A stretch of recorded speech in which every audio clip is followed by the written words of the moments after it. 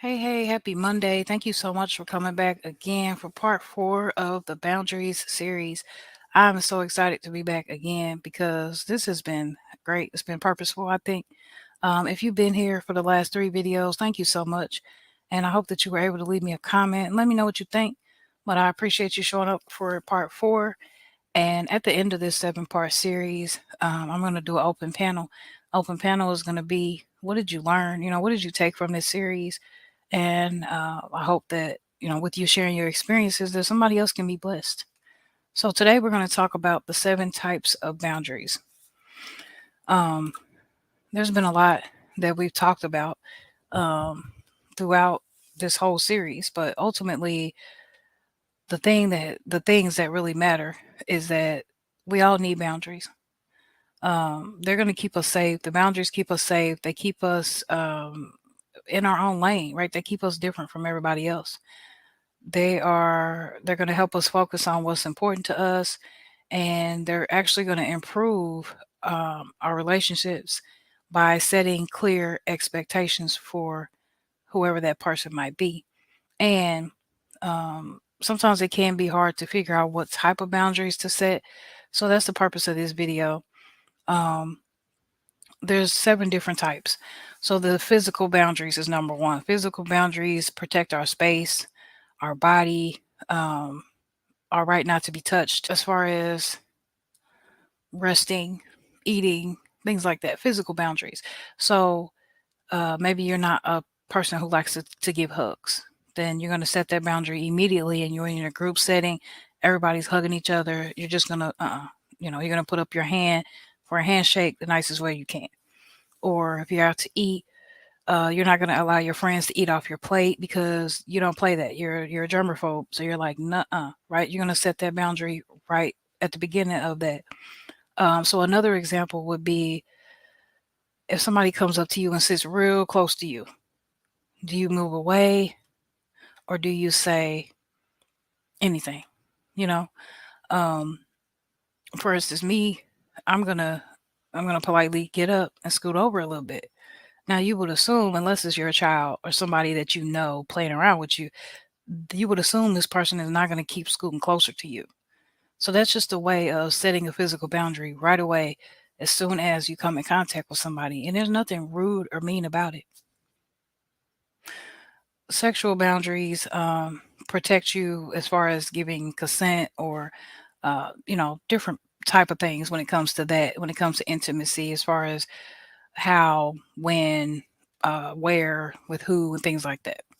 Number 3 is emotional or mental boundaries, and they protect our right to have our own feelings and our own thoughts because we don't want to be criticized or invalidated for what we think or what we feel, right? We have to take care of how we feel, not how other people feel. And emotional boundaries are going to make us and our feelings different from other people so that we can hold ourselves accountable.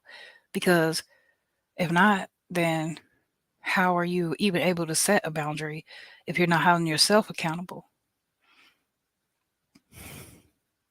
Emotional boundaries also helps us to create a safe haven for respecting others and how you want others to respect you as well. So, for instance, if you might be in the middle of a conversation, and it might come to the point where you have to say, "I don't feel comfortable talking about this," and that's simply okay. It's not rude. It's not mean. You don't think you're better than or anything like that. You just have to set your boundary. Number 4, spiritual or religious boundaries. They're gonna Spiritual boundaries are gonna protect us and our right to believe what we want, right? Worship how we want, practice um, whatever spiritual belief that you believe in. Those boundaries are gonna allow you to do it your way. Nobody is gonna tell you that you can't do it that way. Nobody is gonna come and shut it down, anything like that, because you've set that boundary. For instance, um, for instance, maybe you can't eat, or yeah, you can't eat until you pray. So maybe you're at someone else's house and they don't normally pray with their family. That doesn't mean you're not going to pray before you eat. You still have your boundary, you still have your spiritual belief, so you're going to pray no matter what, and they know that because you set that boundary at the beginning. Number five are financial and material boundaries. They protect our personal resources and possessions. So, for instance, let's just say you don't want to spend money. So, your boundary would be when the office is going out to lunch. You will say, no, thanks. I'm on a budget. Or you would just simply not say anything. You just wouldn't go out. So instead of going out to eat with them, you're going to bring your own lunch from home and things like. Or, for instance, a material boundary might be not letting someone use your car, or not letting your neighbor use sugar. I mean, it sounds like you would be being nice if you did these things, if somebody would ask, but at the same time, we have to have boundaries put into place for reasons. You don't really know sometimes uh, what people's motives are or what could happen. So you got to protect yourself sometimes. Another boundary, number six, is time boundaries. Um, they protect pretty much how we're spending our time. So um, maybe you want to reserve your evenings for family time and you'll just do all your work during the day. Or maybe, after 7 or 8 o'clock, you might turn your phone off because you want to respect your time with your family, things like that. Time boundaries.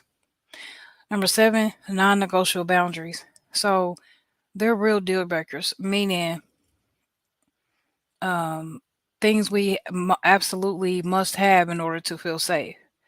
So they normally are pertaining to safety issues, maybe emotional, it could be life threatening, it could be health issues, it could be fidelity, a lot of different things. So, um, for instance, maybe you really enjoy visiting your cousin's house, but your cousin has a really big pool and your cousin does not want to put this fence up, right? You ask them, "Hey, can you put this fence up or put this thing on over the pool to keep the pool safe when me and the kids are here?" And your cousin's like, "Nope, I'm not doing that. It's my pool, it's my rules," right?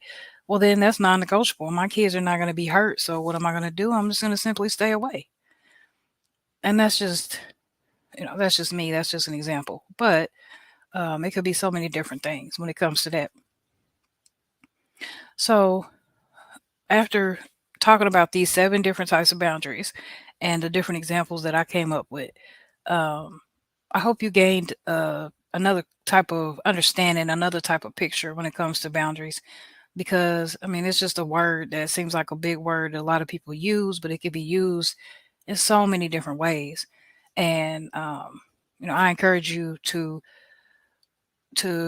make yourself in order to hold yourself accountable, to like make a list, or make some type of routine or some type of something that's going to work for you when it comes to creating boundaries, when it comes to protecting yourself, or sharing these things with others, because again, boundaries are very necessary in our day-to-day life.